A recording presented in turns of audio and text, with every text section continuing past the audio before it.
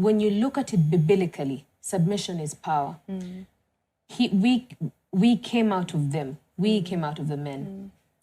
And when you look through scripture, I can take you through many scriptures, we see that God has given us power as women, not only over our husbands, but over our children, over the earth, over the ground, because he blessed our hands that everything we touch shall bring forth fruit.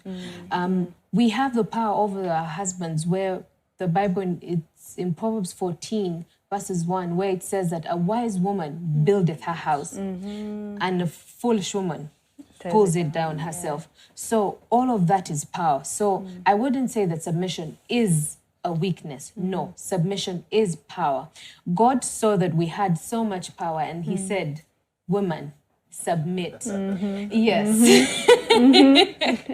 He saw that we had so much power, and he said, woman, submit. And in there we see a harnessed power. We see beauty. We see, I don't want to call it dangerous, but a woman has a lot of power to be and become anything that she'd want to become. I'll talk about, when you look at 1 Peter 3, verses 1 to I think about 12, it talks about how a woman should submit to her husband. And in there, the scripture talks about even when you're unable to speak to him, when you're submitted a certain way, yes, he hears you. So now I'm just trying to give you different ways of what submission does in a family. There can't be two heads in a home. No. That's true. He was created to be head of a home, and you were created to be the helper. So I think it's very important to note that. But what you spoke about interpreting your husband's heart, that is a very, very, very interesting question, Pastor Portia. But when I think about it, I just would direct the viewers to James chapter 1, verses 19. It says, be slow to speak, but be quick to listen. I would say that if there is any way, or one of the ways that you would interpret or understand your husband, is listening to your husband. Sometimes as women, we carry preconceived ideas, presupposed understandings of what men are.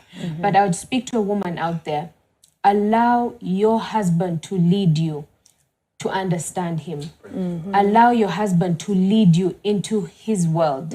We shouldn't have preconceived ideas. Now, those ideas come from friends, family, the things that we have read. And I believe there's so many men out there that would want the wives to hear them out or understand them a certain way.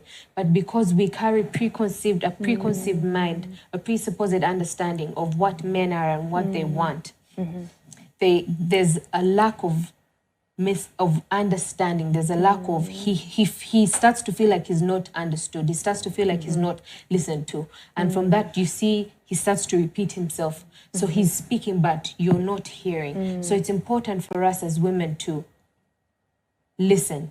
Listen to your husband. Allow him to communicate to you.